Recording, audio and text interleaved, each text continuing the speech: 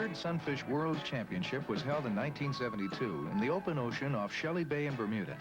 Sponsor was Harrington Beach Yacht Club, which did a beautiful job of organizing and running the regatta under the leadership of Yeaton Outerbridge and Sam Wharton. The first race, scheduled for Thursday, February 10th, was rained out, but the race was resailed on Sunday. Friday dawned crisp and cold with a force 5 breeze and gusts even higher. Just the kind of weather that Bob Bowles of Garden City, Long Island loves to sail in. In fact, most of the top contenders love good stiff breezes. Like Carl Knight, North American champion in 1969 and a perennial top finisher in every Worlds and North American Championships. Or like Teddy Moore, who won the Worlds last year and who is favored to repeat again this year. This was the first year that all of the boats were brand new, right out of the box, drawn for by lot. While it is possible to take one out of the box and win a regatta, it's also possible to spend hours getting the sail adjustment just right for a perfect draft and a fair leach. And most of the contestants do just that. Like George Wilson here, who will be finishing 9th this year, and Dr. Andy Ogawa of Detroit and his wife Kathy. Kathy made those sailing jackets, by the way, out of an old sail. Although the Americans will wind up winning 8 out of the top 10 places, it's a real international event. Here are Carlos Fernandez Bayo of Venezuela and Joy Henningsen of Denmark, for instance. While the contestants rig their boats, the committee tug is setting out the buoys to provide a good long windward leg for the 8-mile Olympic course. Now, those seemingly endless minutes of preparation are over, and it's only 15 minutes to the start.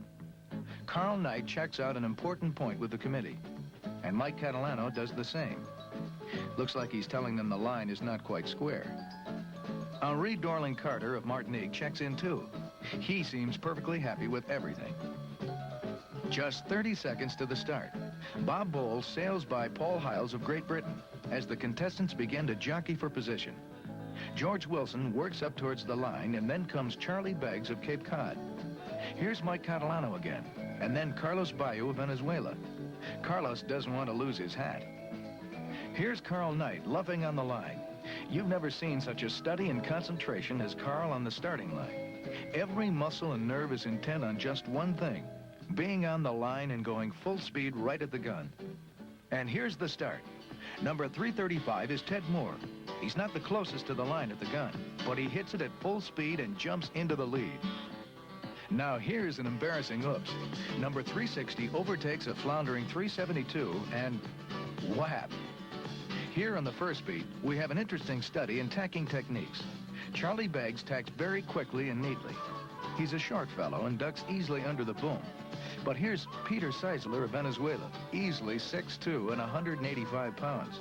Notice how he slips under the boom and over to the other side with no more fuss than the smaller Charlie? Now we're at the windward mark and seeing something of a lesson in the problems of approaching to round on the port tack without right-of-way. The port tack boats have to pass behind a solid wall of boats on starboard.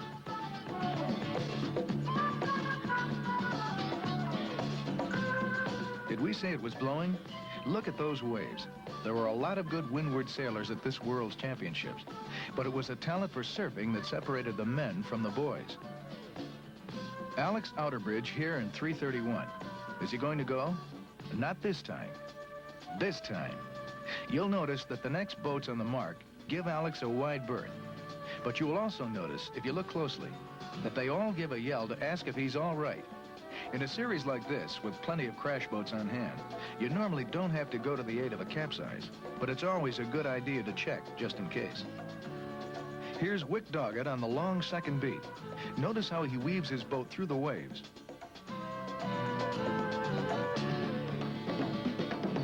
And that's not a bad tack either. Here's some of the middle of the fleet crossing the finish line.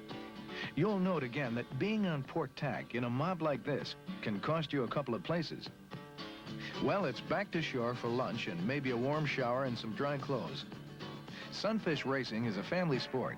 Wives and children come to cheer. There's always beaches and water to have fun with.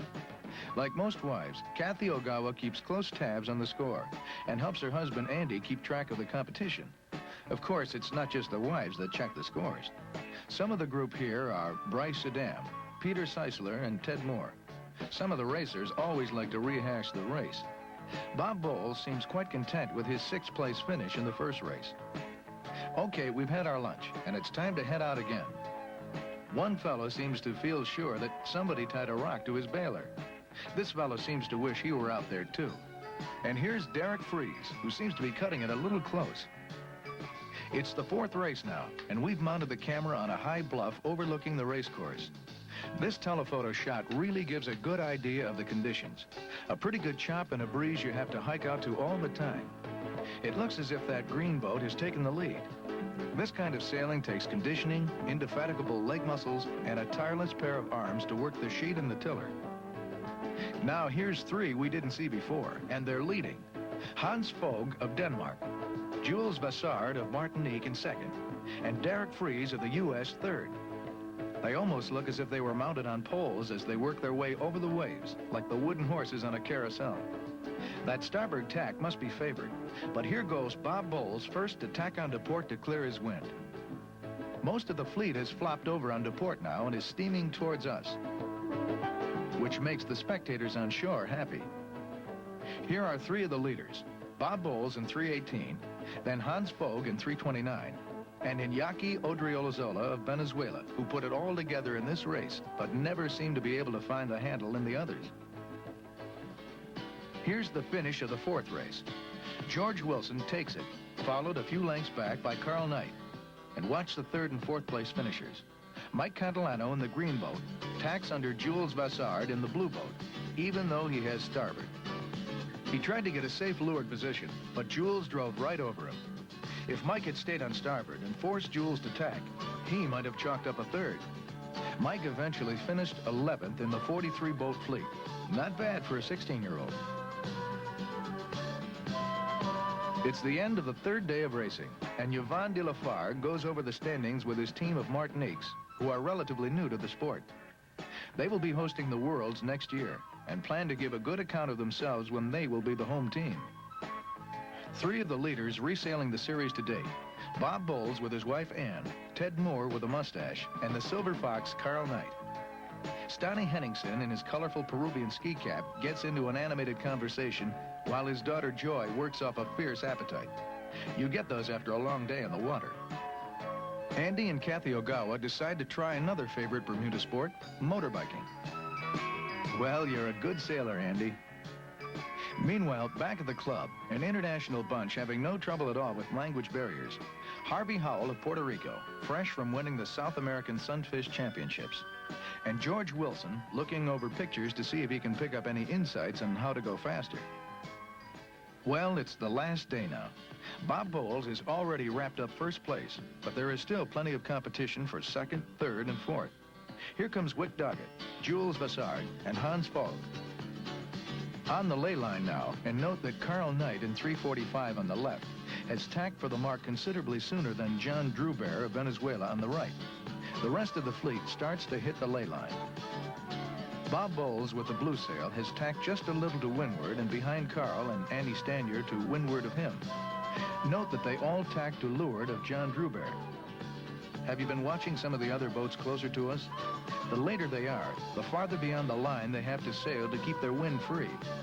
A couple of them sail right out of the picture, including Hans Fogh in 329. That was Carl around first, then Andy, and Bob Bowles, and finally, John Drubert. If John lost those three places by overstanding, think what's happening to the ones like Fogh who sailed right out of the picture over to the right before tacking. And here's the finish of the last race. Ted Moore has come back strong after a couple of disastrous finishes to take the final race and wind up third in the series. Second in 329 is Hans Fogh, who also came on strong at the end. And then Carl Knight, who sailed his usual heads-up series to take a second overall. It's all over, but the competitors still want to check on how they did. Peter Seisler of Venezuela, Stonnie Henningsen of Denmark, and Bob Bowles, who knows he's won but wants to know by how much. And there around the corner is Carl Knight. He is the Sunfish sailor's Sunfish sailor. And when he consults, the others listen. 6 hard races have been sailed, resailed, and sailed again. Now it's time for fun, trophies, and parties. Governor Richard Sharples of Bermuda made the presentation. Here's Teddy Moore, last year's champion, receiving his 3rd place award.